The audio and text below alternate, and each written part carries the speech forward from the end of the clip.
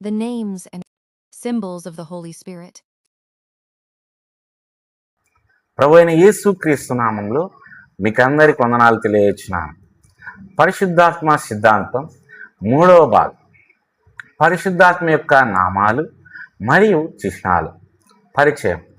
పరిశుద్ధాత్మను వర్ణించడానికి బైబిల్ అనేక నామాలను మరియు చిహ్నాలను ఉపయోగిస్తుంది. ఈ నామాలు మరియు చిహ్నాలు ఆయన దైవిక స్వభావం, గుణం, పరిచర్య మరియు విశ్వాసులతో ఆయనకున్న సంబంధాన్ని వెల్లడిస్తాయి. దేవుడు అనంతమైన వాడు కాబట్టి ఏ ఒక్క నామం కానీ రూపం కానీ పరిశుద్ధాత్మను పూర్తిగా వర్ణించలేదు. అందువల్ల విశ్వాసులు ఆయన కార్యాన్ని మరింత స్పష్టంగా అర్థం చేసుకోవడానికి సహాయపడడానికి లేఖనం వివిధ పదబంధాలను ఉపయోగిస్తుంది.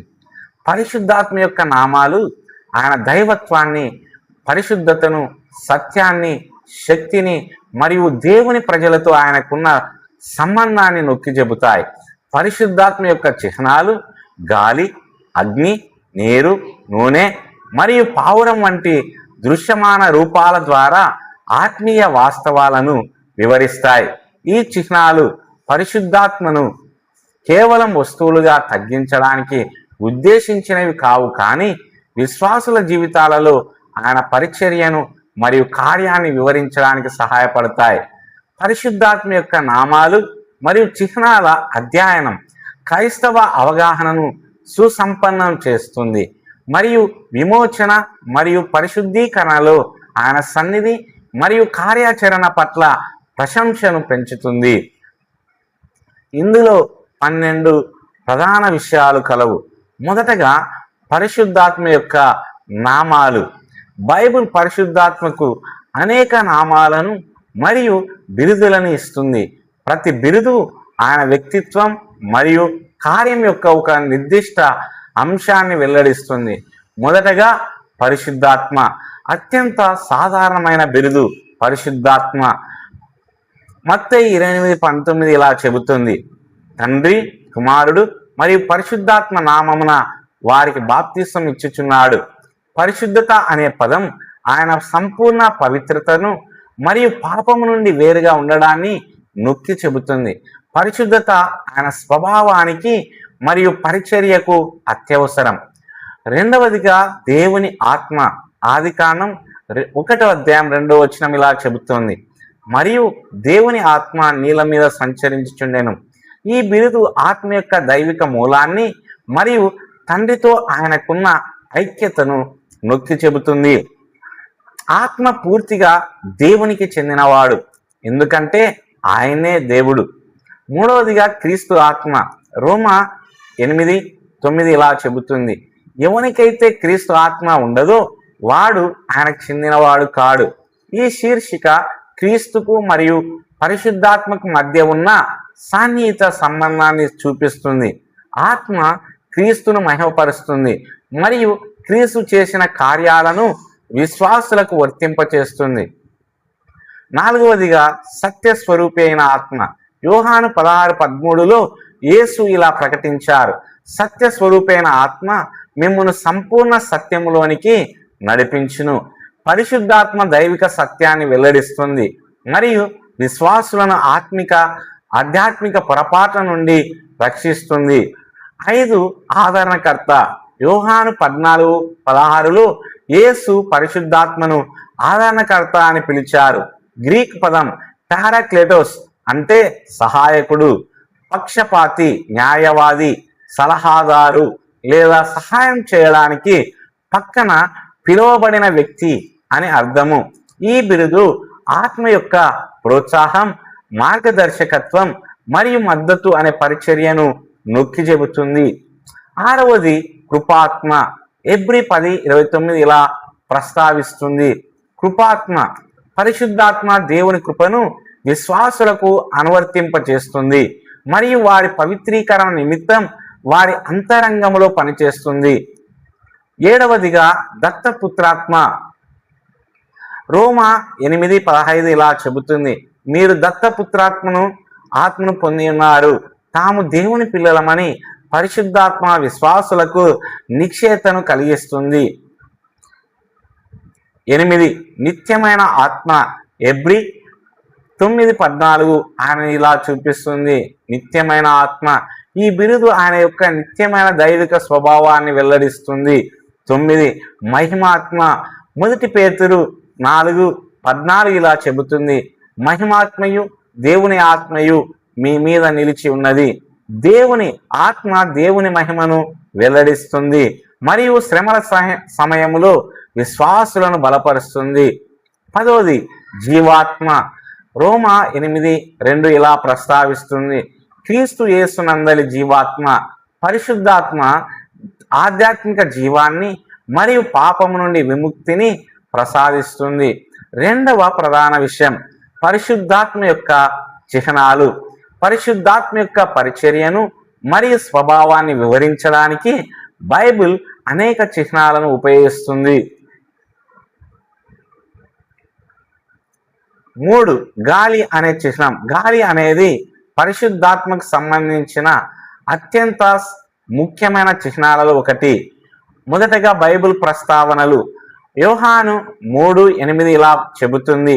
గాలి తనకిష్టమైన చోట వీచును, ఆత్మ మూలంగా జన్మించిన ప్రతివాడును అలాగుననే ఉండును. అపోస్తల కార్యం 2:2 ఇలా నమోదు చేస్తుంది. ఆకాశం నుండి గొప్ప సుడిగాలి వంటి ఒక శబ్దము. 2వదిగా ఆ చిహ్నం యొక్క అర్థం. గాలి ఈ క్రింది వాటికి చిహ్నంగా నిలుస్తుంది. కంటికి కనిపించని శక్తి, సార్వభౌమ కార్యకలాపం, జీవాన్ని ప్రసాదించే శక్తి, స్వేచ్ఛ మరియు చలనం. గాలిని నేరుగా చూడలేకపోయినప్పటికీ దాని ప్రభావాలు మాత్రం కనిపిస్తాయి. అదేవిధంగా పరిశుద్ధాత్మ మానవ హృదయాలలో కంటికి కనిపించకుండానే శక్తివంతంగా పనిచేస్తుంది. 4వదిగా అగ్ని చిహ్నం. అగ్ని తరచుగా దేవుని పవిత్రమైన సన్నిధిని మరియు శుద్ధీకరణ కార్యాన్ని సూచిస్తుంది. మొదటగా బైబిల్ ఆధారాలు. అపోస్తల కార్యం 2:3 ఇలా చెబుతుంది. అగ్ని జ్వాలల వలె చీలికైన నాలుకలు వారికి కనపడెను. 2వదిగా చిహ్నం యొక్క అర్థం. అగ్ని వీటిని సూచిస్తుంది. శుద్ధీకరణ, పరిశుద్ధత, దైవ సన్నిధి, తీర్పు, ఆధ్యాత్మిక ఉత్సాహం. పరిశుద్ధాత్మ విశ్వాసులను పాపము నుండి శుద్ధి చేసి సేవ కొరకు వారికి శక్తినిస్తుంది. 5వదిగా నీటి చిహ్నం. నీరు పరిశుద్ధాత్మకు మరొక ముఖ్యమైన చిహ్నం.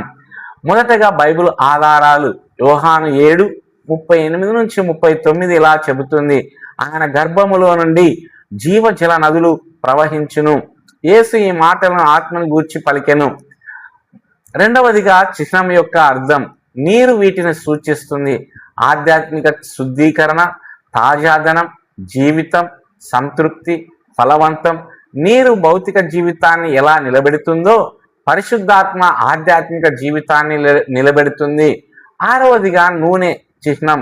లేఖనాలలో నూనె తరచుగా పరిశుద్ధాత్మకు చిహ్నంగా ఉంటుంది. మొదటగా బైబిల్ సూచనలు. పాత నిబంధనలో రాజులు మరియు యాజకులు నూనెతో అభిషేకించబడ్డారు. 1 సమూయేలు 16:13 దావీదు అభిషేకించబడినట్లు నమోదు చేస్తుంది. ఆ తర్వాత యెహోవా ఆత్మ దావీదు మీద ఉండునుగాక. 2వదిగా చిహ్నం యొక్క అర్థం.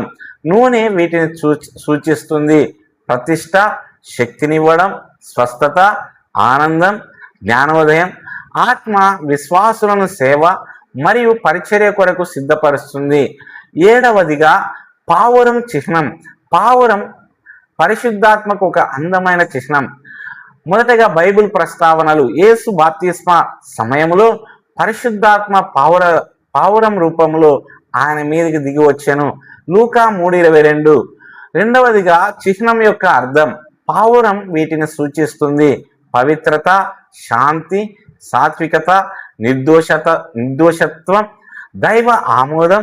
పరిశుద్ధాత్మ విశ్వాసులలో పవిత్రతను మరియు శాంతిని కలిగించడానికి సున్నితంగా పనిచేస్తుంది. 8వది ముద్ర చిహ్నం. పరిశుద్ధాత్మ ఒక భావన ద్వారా కూడా సూచించబడుతుంది. ముద్ర. మొదటగా బైబిల్ ఆధారాలు. ఎఫెసీ 1:13 ప్రకారం విశ్వాసులు వాగ్దానం చేయబడిన ఆ పరిశుద్ధాత్మతో ముద్రించబడ్డారు. రెండవదిగా చిహ్నం యొక్క అర్థం.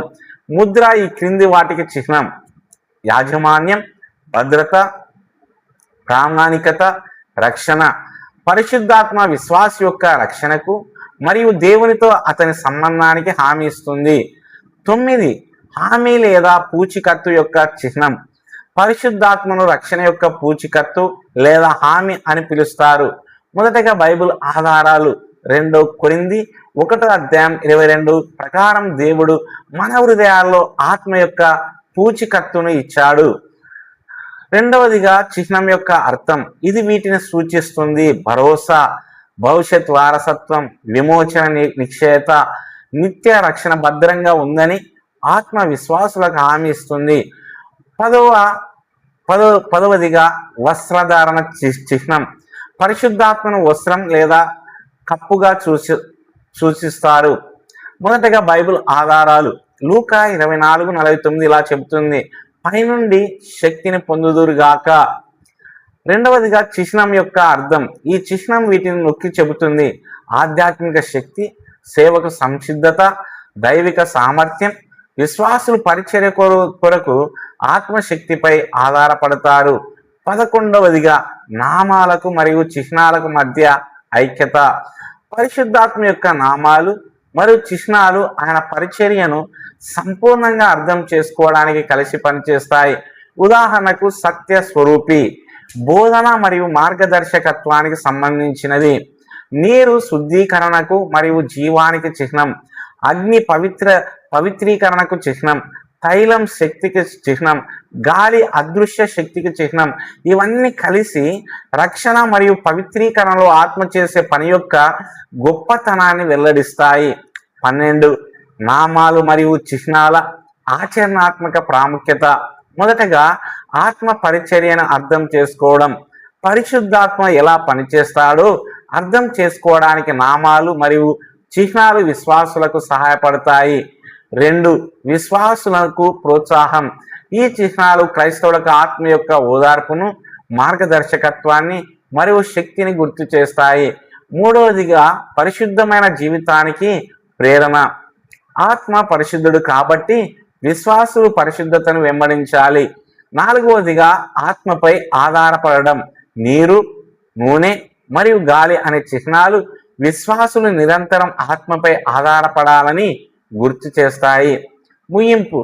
పరిశుద్ధాత్మను వర్ణించడానికి బైబిల్ అనేక నామాలను మరియు చిహ్నాలను ఉపయోగిస్తుంది. ఆయన నామాలు ఆయన దైవిక స్వభావాన్ని, పరిశుద్ధతను, సత్యాన్ని, కృపను మరియు విశ్వాసులతో ఆయనకున్న సంబంధాన్ని వెల్లడిస్తాయి.